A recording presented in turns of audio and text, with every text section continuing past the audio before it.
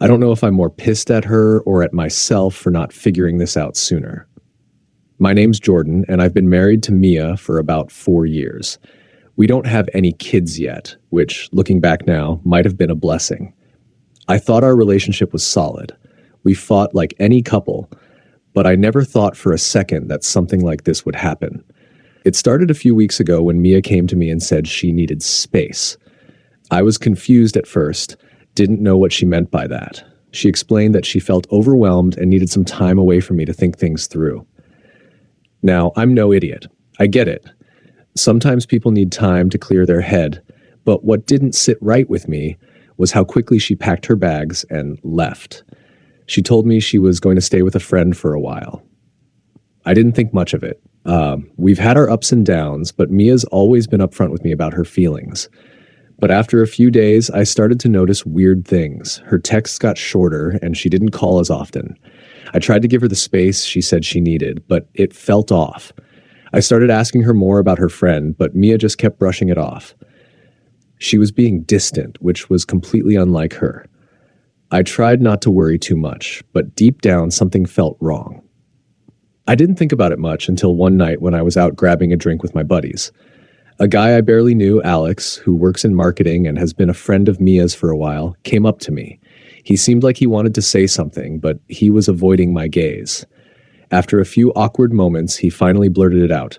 "Man, I think Mia's with someone else," he said, looking genuinely uncomfortable. I laughed it off. "What are you talking about?"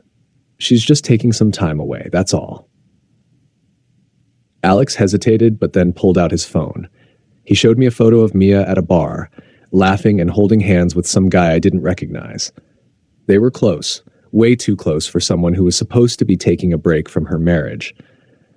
The picture wasn't clear enough to tell if they were kissing or just getting too cozy, but the way they were holding each other was more than enough for me to feel the sting. "I don't know, man," Alex said, giving me a look like he was trying to apologize. "I'm not trying to stir anything up, but I thought you should know." My mind was racing. Mia had been so secretive about where she was staying, and now this. Was she really living with someone else? The more I thought about it, the more I started to piece things together. The last time Mia went out with some of her old friends, she mentioned a guy named Kyle, someone I had never heard of before. She'd said it so casually, like it was no big deal. But now that I was looking back at it, something didn't add up. I didn't want to believe it at first, but I knew deep down that something was going on. So I did the only thing I could think of. I went to her best friend, Rachel, and asked her what the hell was going on. Rachel's the kind of person who tells you the truth, even if it's uncomfortable. If Mia was hiding something, I knew Rachel would know. I was surprised when Rachel was actually open to talking about it. Usually she'd deflect anything about Mia's personal life, but this time she looked guilty. After a lot of prodding, she finally admitted it. Mia had been spending time with Kyle, and more than just time. Apparently, they'd been seeing each other for weeks now. Mia had been lying to me about where she was staying, and it was Kyle's place she'd been living at. Rachel seemed just as shocked as I was. "I'm sorry, Jordan," she said, looking like she was going to cry. "Mia? She didn't want anyone to know. She said she needed to be with him to figure things out. I didn't think she'd actually go through with it." I couldn't breathe. I felt like the ground had been pulled from beneath me. All these weeks I thought Mia was just taking a break, and now I knew she'd been living with another guy. A guy I didn't even know existed until a couple of weeks ago. I couldn't wrap my head around it. Rachel didn't offer much more than that, and I didn't really want to hear it. I told her I needed some space to think, and I left. I don't think I've ever been this pissed off in my life. I didn't know what to do next. I didn't know if I should confront Mia right away or wait. But what I did know is that I had to find out more. I couldn't just sit back and let this happen without doing something about it. The next day, I decided to drive over to Kyle's place. I couldn't just sit around wondering if Mia was really living there or not. The idea of her being with another guy, especially someone I didn't even know, was eating at me. I called Rachel earlier that morning, and she gave me a half-hearted warning. She said I shouldn't go, that I might make things worse, but at that point, I didn't care.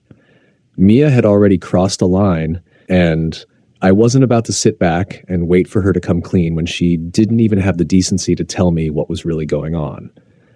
I knew the area where Kyle lived. It was a few miles from the city in a newer apartment complex, and I had driven past it a couple of times. It wasn't a bad neighborhood, but it wasn't exactly a place I'd expect Mia to be staying at.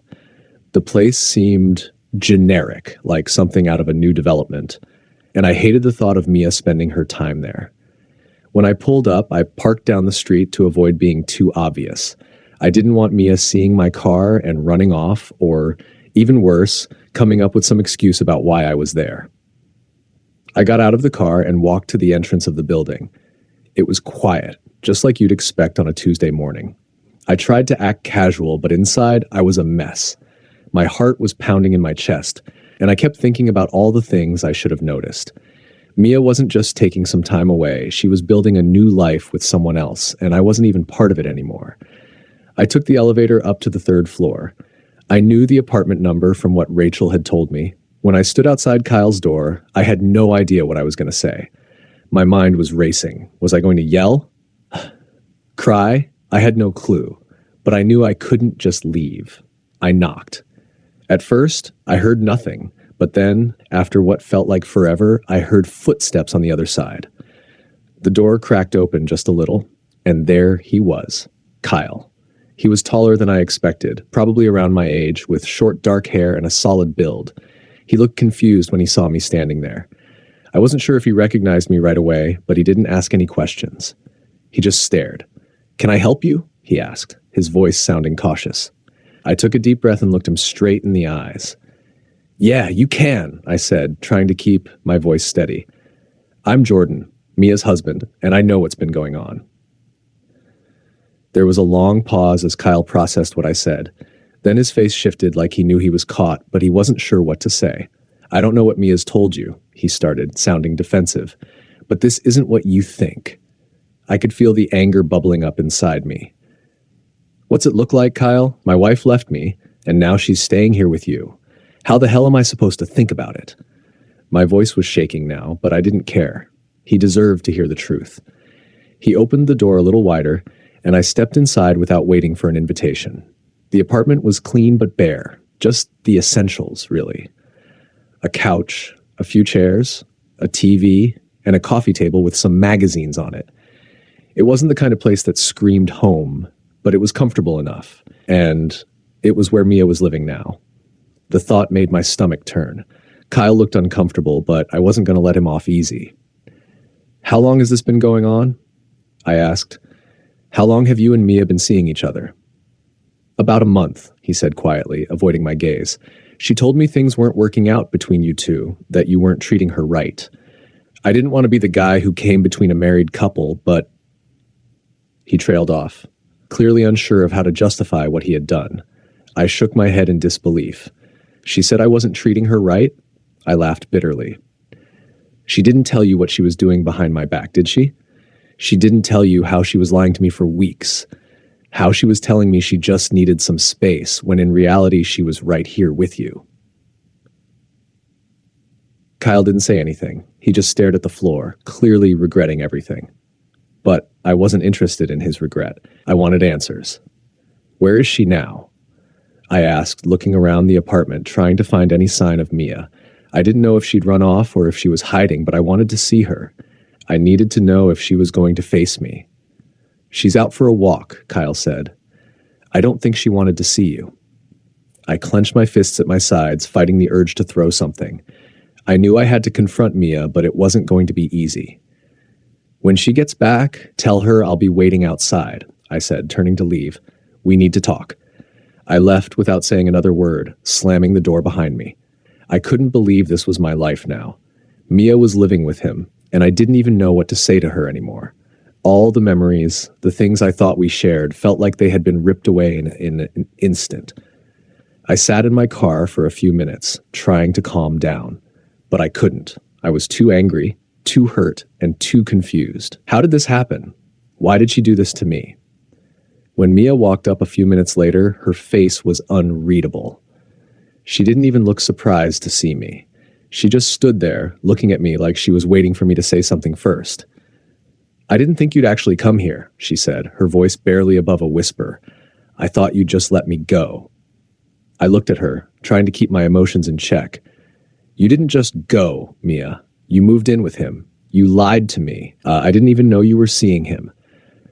She opened her mouth to say something, but no words came out. Her eyes were wide, like she didn't know how to explain herself. I didn't care about her excuses anymore. I didn't care what she had to say.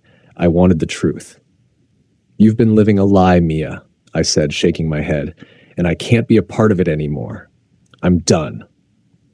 She didn't try to stop me. She didn't even fight it. She just looked at me with those same eyes that I once trusted but now felt so distant. I turned and got in my car, driving off without another word. It was over.